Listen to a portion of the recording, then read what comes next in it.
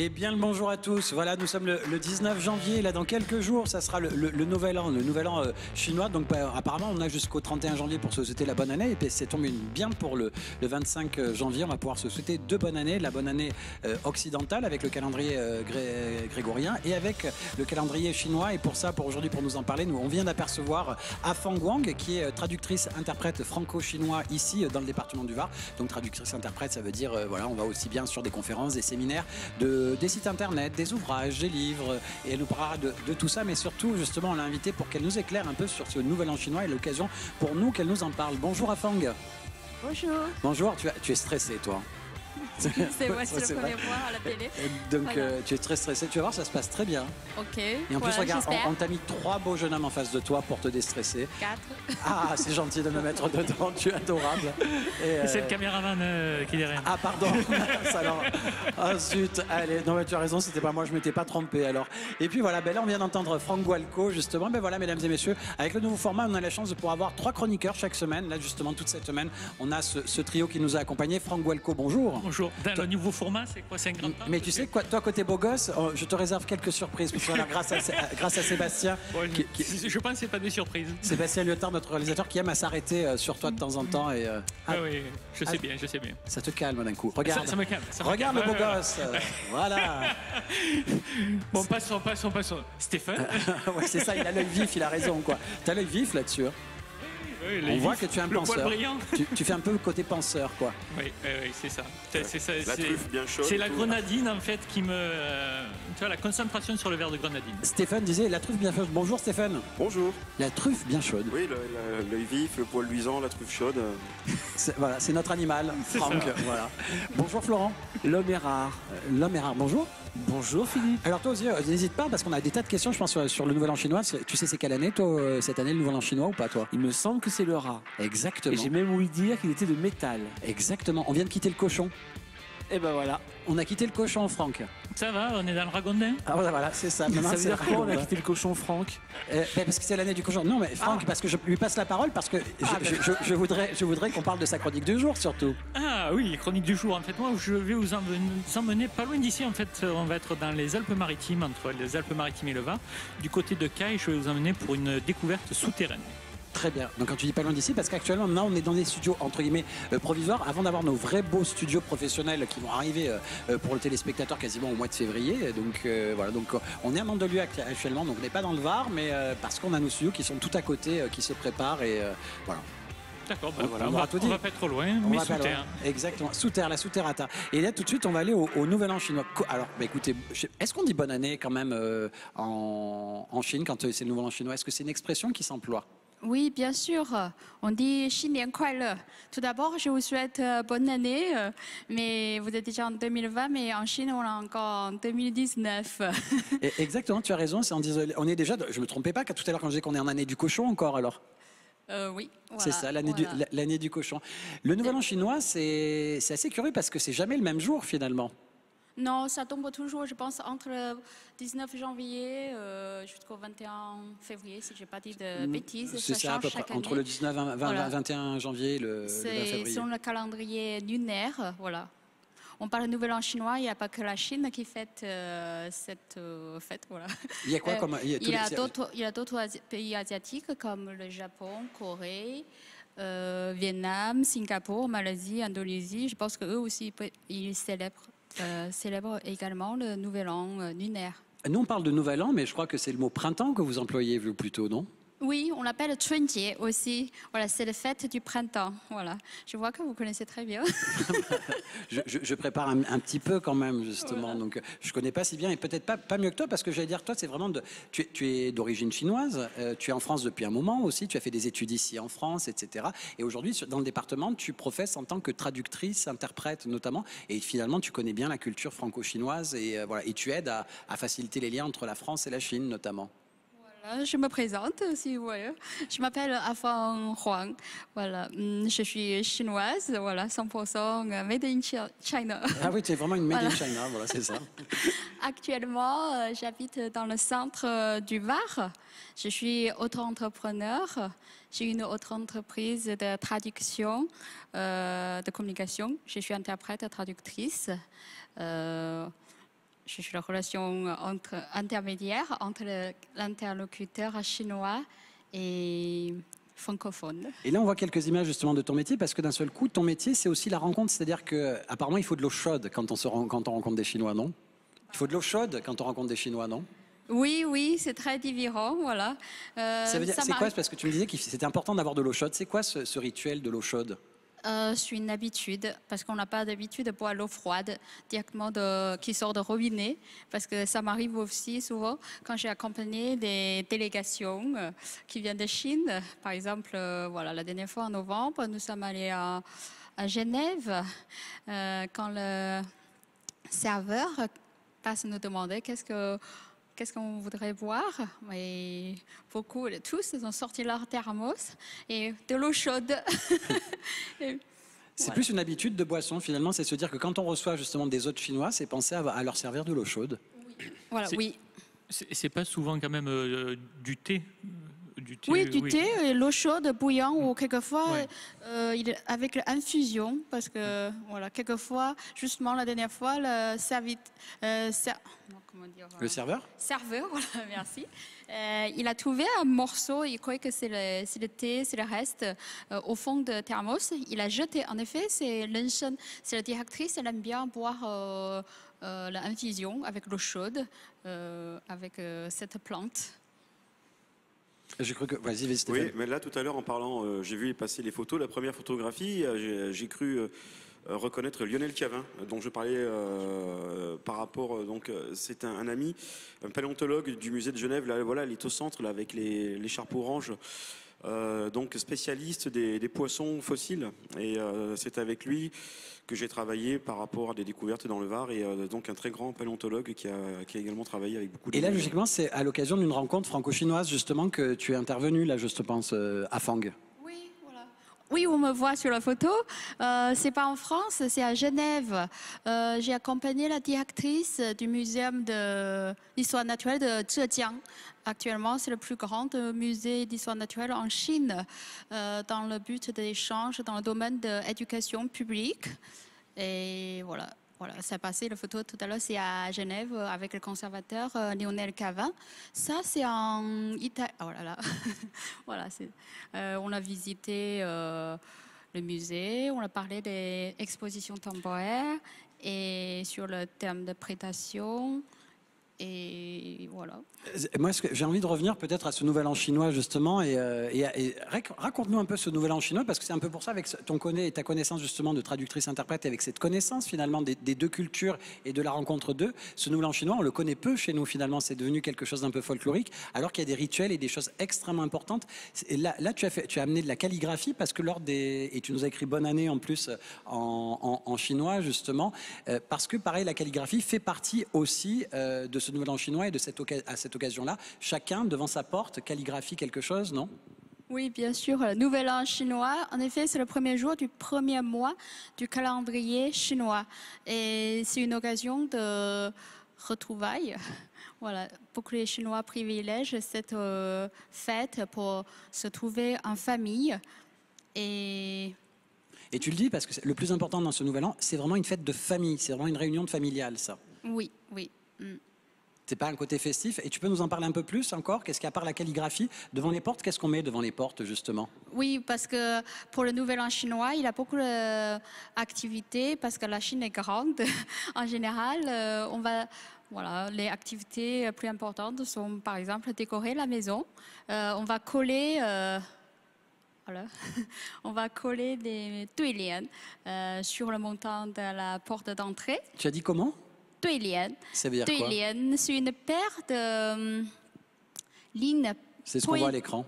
Ah oui, c'est ça, voilà. C'est une paire de lignes poétiques parallèles, calligraphiées. On colle sur le montant sur le côté de la porte d'entrée. Mais sur Internet, quelquefois, on l'appelle aussi couplet antisémitique. Mais je trouve la traduction n'est pas très juste. C'est pas opposant. Pour moi, c'est plutôt parallèle, plutôt symétrique.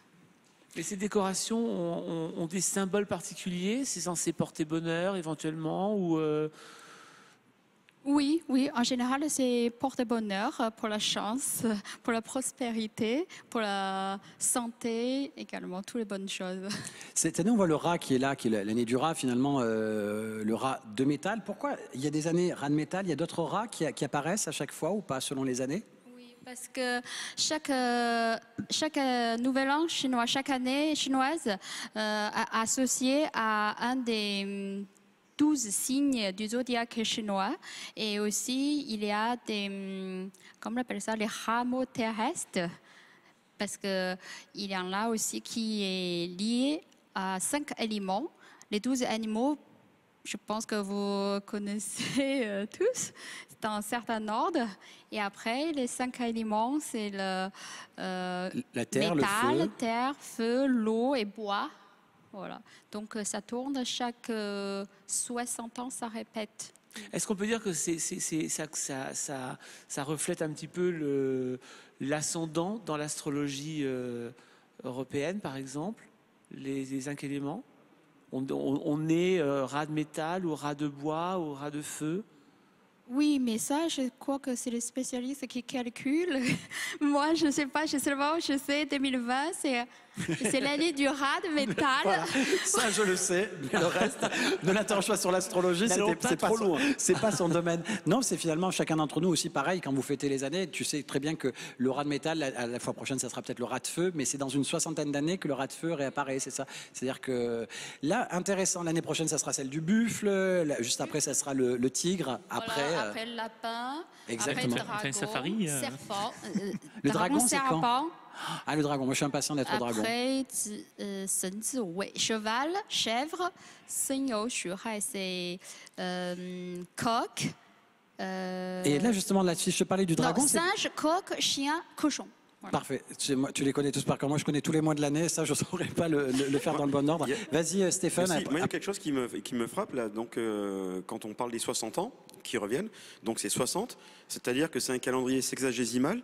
Et c'est exactement ce que nous avons hérité des Mésopotamiens et des Babyloniens avec les 60 secondes et les 60 minutes. Ils avaient également un calendrier sexagésimal. Alors c'est quand même phénoménal que de voir que des civilisations qui ne sont jamais rentrées en contact aient adopté le même type de division du temps sur une base 60. Moi, je ne suis que spectateur de ce que tu dis. Je suis complètement. J'ai mis un blanc là. Trop de culture, complètement d'accord. d'un coup. J'ai mis un blanc là. Et quel symbole il y a derrière 60 finalement? Qu'est-ce que ça veut dire? Pourquoi 60? Parce qu'en fait c'est facilement dit, c'est un multiple, 360, c'est un des multiples de 60, c'est divisible par 24, par 12, et donc c'est pour ça que nous avons des journées de 24 heures, et ainsi de suite. Donc c'est tout un calcul qui avait été fait par les astrologues et astronomes de Mésopotamie, et visiblement en Chine ils ont fait le même type de calcul, et du coup la révolution sexagésimale, j'étais pas au courant, donc On pourrait presque je regrette pas d'être venu aujourd'hui. On pourrait presque penser qu'il y a quelque chose de juste là-dedans finalement. Ah bah oui. Si le monde entier a fait le même calcul. Ah bah oui, 60, la base 60, oui. Alors, vous savez quoi, avant de se perdre quand même, on va revenir tout à l'heure au nouvel an chinois, notamment parce que j'ai envie d'apprendre plein de choses sur le dragon, parce que c'est important pour vous, dans les rituels, les plats que vous servez notamment pour le nouvel an. Quels sont les plats, tiens, pourquoi pas, que vous servez pour le nouvel an? Aussi, selon la région, dans le nord, les gens préfèrent les raviolis. Dans le sud, chez moi, on préfère... Ah oui, je vois le plat, ça c'est chez mon cousin, ça. C'est léger, ça, parce qu'on ne voit pas de boulettes de la viande. Chez nous, voilà, les plus courants, c'est la boulette du riz sucré, on l'appelle tang yuan. Justement, la prononciation rapproche de tuan yuan. Comme je viens de dire tout à l'heure, c'est le repas de retrouvailles tang yuan, tan yuan. Et aussi avec la forme un peu rebondie, arrondie, rond. Donc, ça... Voilà, c'est symbolique. Ce qui est intéressant, c'est que tu disais selon les régions de Chine, parce que c'est vrai que la Chine est immense, c'est-à-dire qu'il n'y a pas une cuisine chinoise, c'est-à-dire que là, vraiment, il y a une cuisine régionale, parce que selon les régions, la cuisine est complètement différente. Oui, oui. C'est comme en France aussi, parce que dans le nord, c'est le choucroute, si je ne dis pas de bêtises. Et après, il y a des saucisses. Ici, c'est la cuisine au beurre et la cuisine à l'huile. La saucisse. Alors, pour être allé et avoir été présent pour un nouvel an chinois en Chine, donc tu disais il y a beaucoup d'activités. Mais moi, j'ai été surpris par justement l'activité qui s'arrête complètement dans un pays qui est très industrialisé. Donc, c'est vraiment le seul moment, je pense, où tout le monde s'arrête de travailler pour faire la fête. C'est hallucinant. Donc, tout est arrêté. Tout le monde se rue vers les gares, les aéroports pour partir en famille. Et quand on voit les queues dans les parcs d'attractions en France, là, il faut multiplier par 100, par 1000 devant les gares, les aéroports, parce que vous êtes nombreux. Oui, oui. Et c'est assez exceptionnel, parce que tout le pays qui travaille tout le temps, s'arrête net pour le Nouvel An chinois. Je pense que tout c'est le monde prend les transports. Et beaucoup de monde se déplace au même moment, c'est assez impressionnant. Tu disais, je pense que c'est la plus grande migration sur la Terre pendant le Nouvel An chinois. Mais c'est ça. Et heureusement qu'ils sont disciplinés, parce que dans les files d'attente interminables, c'est pour avoir pris le train aussi ce jour-là, par mes connaissances, parce que je le souhaite à personne, c'est assez phénoménal. Stéphane, tu allais dire quelque chose, je crois. Non, c'était une bêtise. Donc, Ah mince, alors il faut la dire alors. Non, mais nous à Noël aussi, on a des files d'attente interminables dans les gares. Oui, mais les trains, ils passent pas. Mais c'est vrai qu'il n'y avait pas de train. On est en train de fêter là le Nouvel An. T'allais réagir aussi? Oui, non, j'avais demandé parce que j'écoute ce que tu dis. T'es sérieux au moins. Moi, je suis sérieux toujours, c'est terrible. Florent. Non, j'avais demandé, du coup, c'est la journée la plus importante de l'année, le Nouvel An chinois. Ton micro. Ah oui. C'est plusieurs jours. Oui, ça Alors, débute. donc, c'est les journées les plus importantes de l'année. Réponds à la question. Voilà, ça commence, le Nouvel An chinois et ça déroule sur 15 jours. Ça se 15 jours. Voilà, s'achève avec la fête de lanterne. Justement, on mange de la boulette de retrouvailles 30 yuan. Finalement, c'est 15 jours de fête. Alors, et chez nous, Oui. finalement, on décide, on nous le vend pour une journée. Finalement, ça serait bien 15 jours de fête aussi. On va aller faire un petit tour avec la Souferrata. Mais tout à l'heure, là, tu as ramené des petits gâteaux, justement, porte-bonheur, là, qui sont dans vos pochettes. Les garçons, vous en avez chacun un, notamment. Et là, je crois que, voilà, on va pouvoir, après, pendant que tu parles, nous, on va commencer à les ouvrir et découvrir notre petit message, parce que c'est des messages porte-bonheur que l'on a. Et toi, tu nous embarques, sinon, je crois, en Souferrata. Souterrata. Voilà. Je vous avais déjà emmené sur des via ferrata donc à flanc de falaise. Donc là, en fait, on va pas. Bon appétit, hein, messieurs, dames. Merci, on te laisse bosser. Hein. Oui. Nous, on est en Nouvel An chinois, désolé. Et donc, je vous amène, donc, comme je vous disais, pas loin d'ici, sur la commune de Caille, qui est dans le parc des Préalpes d'Azur. Donc, pour visiter, en fait, un aven.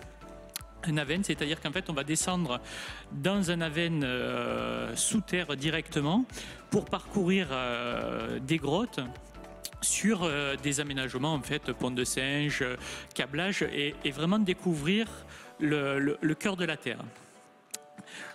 Ça fait du bruit en plus, hein, ce petit gâteau. C'est pas.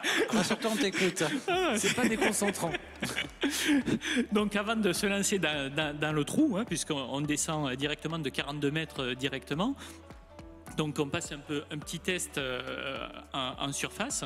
Donc on est jugé par un moniteur pour voir si on a le niveau ou pas pour descendre, puisqu'en dans ce circuit-là, on est en complète autonomie, c'est-à-dire qu'en fait la grotte n'est pas éclairée. On a vraiment une lampe frontale et on doit parcourir et découvrir au fur et à mesure du circuit. Donc là on le voit, on rentre dans des avennes. Alors c'est vrai que peut-être pendant le film, donc qui va être assez sombre puisqu'on est sous terre, on peut s'imaginer qu'on peut souffrir de claustrophobie, on est vraiment oppressé. Donc pour en souffrir de claustrophobie, non, honnêtement, le parcours est assez aéré, donc on est dans plutôt des grandes cathédrales souterraines avec de magnifiques concrétions, des stalagmites, des stalactites, un peu de toutes les couleurs. On est équipé complètement puisque on est dans un sol karstique, donc c'est-à-dire il y a beaucoup d'eau qui pénètre, donc on a beaucoup de boue. Donc on est avec des bottes, des combinaisons spéciales, donc avec baudrier aussi pour se sécuriser, parce que tout est très glissant aussi. Et c'est vrai que ce parcours sous terre, c'est complètement atypique, il n'y en a qu'un en Europe. On a la chance de l'avoir dans notre région. Et donc c'est une belle découverte, une belle aventure. Expérience sportive quand même. Oui, il faut pas se leurrer, c'est pas très sportif, mais il faut quand même avoir que je une suppose que le bonne fait de monter et condition, descendre, monter et parce que, descendre. on descend donc de 42 mètres, mais donc c'est des échelles, des cordes, et après il faut remonter aussi. Et donc c'est un parcours qui est glissant, donc c'est un peu fatigant. Ça dure, en gros, si on prend le temps de profiter, une bonne heure et demie. Hein, de sous terre, hein, parce qu'en fait le temps de monter, donc il y a une petite marche pour monter à l'entrée, puis la marche de sortie, donc il y en a à peu près pour une heure et demie sous terre, donc c'est très très très sympathique. Donc voilà, les boyaux les plus étroits, on se retrouve à ramper pour traverser d'une cavité à l'autre. Oui, il faut être sportif. Oui, il faut être un petit peu sportif, mais il y a même des enfants qui le font. Voilà, il faut vraiment faire attention. Voilà, et on sort un peu plus loin dans de cette cavité. Bien sûr, après C'est là où on a les souvenirs. voilà, c'est là où La normalement il fameuse aurait dû couper grenadine. le film, puisque c'est la fin du film, et c'est là où après on va tous déjeuner et se restaurer pas très loin de la grotte, sur la Bastide, un endroit très sympathique. Voilà. Toujours terminer sur un bon repas de terroir pour se délecter des mets locaux. Tu fais plaisir à l'équipe là, avec ton délecté. Voilà. Et, nous, on s'est délecté avec ces petits gâteaux chinois. Mais quoi. je vais en profiter. Mais tiens, parce ouvre que là, le vous tien, m'avez laissé tiens, vas-y, parler. justement. Mais Ouvre, je ouvre le vais tien. en profiter. Je vais Tu ouvres le tien, manger, vous avez réussi à. Parce que moi, c'est en chinois et en anglais. Hein. Oui, moi Bah, aussi. nous aussi. Hein. Voilà. Donc, l'anglais, on le devrait mien se est débrouiller. provençal. Tu as ouvert le tien, toi En chinois, Oui. tiens, lis-nous ton message en chinois 是时候找一找你的老朋友了。 et en traduction française. C'est le temps de rendre visite à tes vieux amis.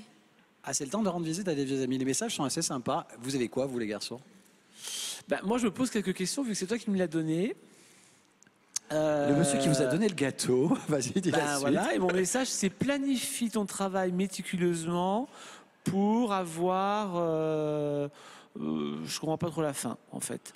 Il faudra Mais, donner la traduction en chinois pour que Afang puisse t'aider. Alors. Voilà. Voilà. Ah bah tiens, tu lui donnes tout de suite, attention. Tiens, je te donne le mien. Tiens, voilà. Alors, tu peux. voilà, tu veux. Attends, Stéphane veut aussi que tu lui donnes le sien. Voilà, Stéphane donne Voilà. lui. 凡事三思而后行。 Le mien. Ça fait du bruit. Tiens, voilà. Fais-lui cadeau du mien aussi. Et voilà, Ça on veut fait les dire petites. avant d'agir, il faut bien réfléchir.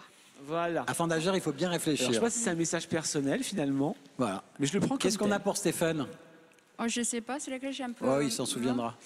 接纳他人的意见对你有帮助，ça veut dire il faut bien écouter jouer de les l'arbre autres, bientôt. prendre bon des conseils, ça t'aidera. Prends des conseils. Mais finalement, Oui. c'est que. c'est Il faut plus- écouter les autres. voilà. Tu en as d'autres Oui, peux il y a un couper d'autre. ça Et le on, mien on fait le dernier là.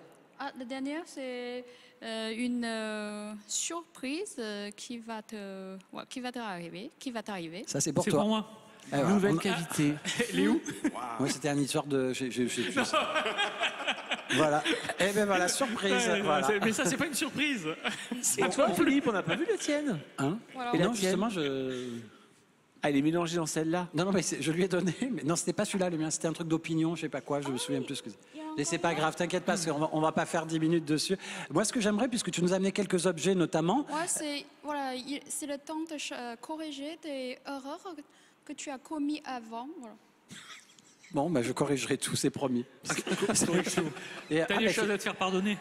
non, mais alors, je me demande, et ces traductions en anglais sont pas les mêmes alors Non. Non. C'est-à-dire que je crois qu'ils ont été malins. Hein. Non. Ils n'ont pas fait la traduction réelle. Non. Oui, on moi, va ça faire me pas. fait dire la même Quelquefois, chose. On va la parler à traduction, c'est c'est pas moi, c'est pas. Non, c'est ça qui est terrible. On va Ouais. faire passer. En anglais, ça voulait pas dire la même chose. On va Ouais, faire je vais appel à voir, Afang pour tous avoir les une vraie choses. traduction réelle. Parce qu'en fait, nous, ils ont mis des petites phrases en anglais qui n'ont rien à voir avec les phrases en chinois derrière. C'est malin. Comme ça, on ne fait pas appel à une traductrice. Parce que c'est ton métier quand même, je le rappelle, traductrice, interprète. On fait appel à toi dans quel genre de contexte? C'est-à-dire qu'il y a Là, notamment, tu es dans une... Justement, avec la traduction d'ouvrages, Tolkien, où tu travailles dessus, justement, un ouvrage sur cette traduction-là, un ouvrage assez épais en plus. Oui, j'ai essayé, c'est difficile, très difficile. J'ai essayé d'introduire en Chine, traduire en chinois. Et il y a d'autres livres aussi, justement un livre sur le Sélacanthe et un livre sur la science qui fait le cinéma. À part des ouvrages, aujourd'hui les sites internet aussi beaucoup, peut-être aussi des sites notamment de visite, de vente. Les offices de tourisme doivent faire beaucoup appel à toi aussi certainement, ou devraient peut-être faire appel à toi beaucoup puisque Oui, j'espère. Pour l'instant, je n'ai pas encore traduire le... Mais quand on regarde, il y a peu de sites internet traduits en chinois alors que justement ils ont la curiosité d'eux. Oui, j'espère je peux le faire dans le Var. Oui, tu aimerais en faire dans le Var, je te comprends. J'ai déjà traduit les sites internet taïwanais et aussi un site qui passe à Pékin. Ouais.